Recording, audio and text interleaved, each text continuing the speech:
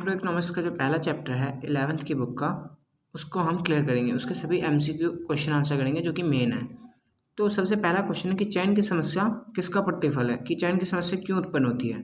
तो संसाधन जो है वो दुर्लभ होते हैं, असीमित उनकी आवश्यकता होती है और संसाधन के वैकल्पिक प्रयोग होते हैं। जैसे मैंने अगर दूध ले लिया तो दूध को आप दही या मक्खन कुछ भी बना सकते हो, तो आपको इसमें चयन करना पड़ता है कि आप दूध बनाओगे और मक्खन बनाओगे या दही बनाओगे। असीमित आवश्यकता यानी हमारी जो संसाधन की है ना, असीमित आवश्यकता है, आवश्यकता की कमी बिल्कुल नहीं है। सभी लोगों की जो आवश्यकता है वो ज़्यादा ही है। दुर्लभता का मतलब ये होता है कि जब मांग की कमी पाई जाए, किसकी तुलना में, पूर्ति की तुलना में। ठीक है। अब कि समस्त अर्थव्यवस्था का अध्ययन क्या कहलाता है, तो समष्टि अर्थशास्त्र कहलाता है। क्या कहलाता है? समष्टि अर्थशास्त्र।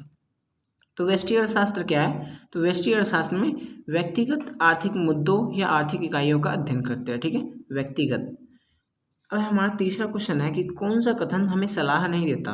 तो सलाह कौन सा कथन देता है, तो आदर्शात्मक अर्थशास्त्र देता है। ठीक है, लेकिन कौन सा कथन नहीं देता है, तो सलाह वास्तविक अर्थशास्त्र जो है वो सलाह नहीं देता है। ठीक है। अब है कि जो वास्तविक अर्थशास्त्र होता है वो किससे संबंधित होता है, तो क्या था, क्या होगा या क्या है। ठीक है। और जो आदर्शात्मक होता है वो क्या होना चाहिए इससे संबंधित होता है। और जो वास्तविक अर्थशास्त्र होता है वो फ्यूचर, प्रेजेंट और पास्ट, इन तीनों से संबंधित होता है और ये तथ्यों से रिलेटेड होता है। जबकि आदर्शात्मक जो अर्थशास्त्र होता है ना, वो तुम्हारा होता है विचारों से संबंधित होता है।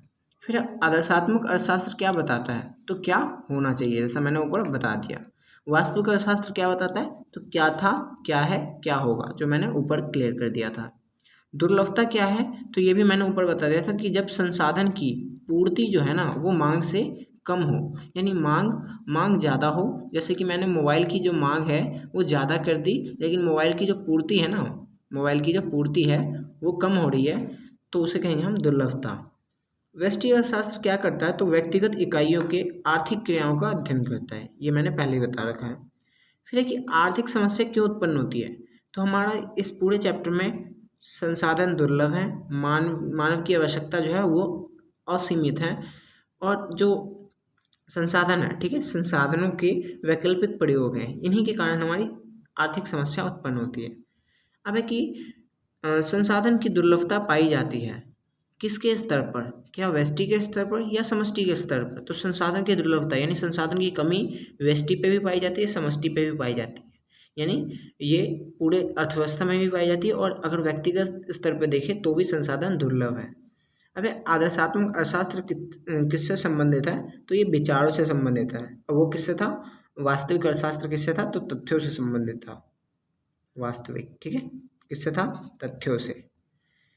अब हमारा कि बाजारी अर्थव्यवस्था में निर्णय कौन लेता है, तो बाजारी अर्थव्यवस्था में निजी क्षेत्र जो होते हैं ना वो निर्णय लेते हैं। तो सरकारी अर्थव्यवस्था में कौन निर्णय लेगा, तो इसमें लेते हैं केंद्रीय अधिकारी या जो सरकारी अधिकारी होते हैं ना वो निर्णय लेते हैं। अब जो है केंद्र नियोजित अर्थव्यवस्था में निर्णय कौन लेता है, तो केंद्रीय अधिकारी, जैसा मैंने पहले ही बता दिया। अब केंद्रीय नियोजित अर्थव्यवस्था जो होता है ना, इनका उद्देश्य क्या होता है, तो इनका उद्देश्य ये होता है कि सामाजिक का कल्याण ना अधिकतम हो। क्या है, सामाजिक कल्याण हो, ठीक है, अधिकतम।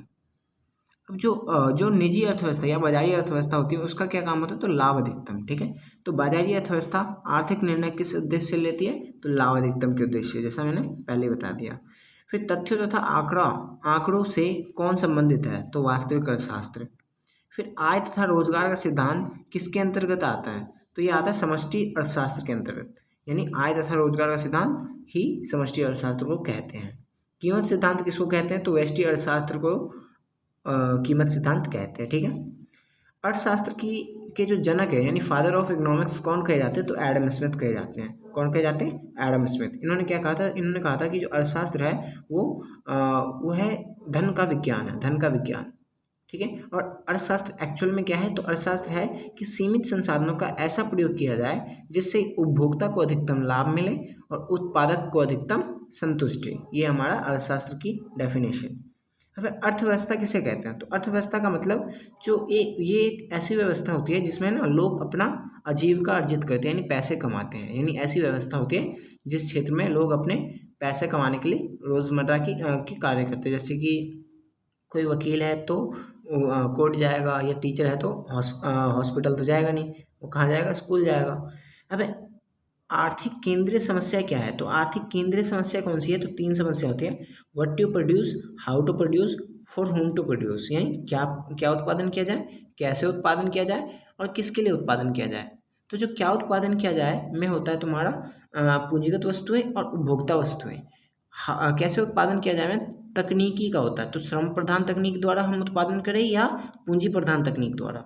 और किसके लिए उत्पादन किया जाए, तो अमीर और गरीब इन दोनों के लिए मतलब चॉइस होता है कि इन दोनों में से किसके लिए उत्पादन किया जाए। आर्थिक समस्या के कारण क्या है, तो संसाधन जो है ना सीमित है, इसी कारण हमारी आर्थिक समस्या आती है।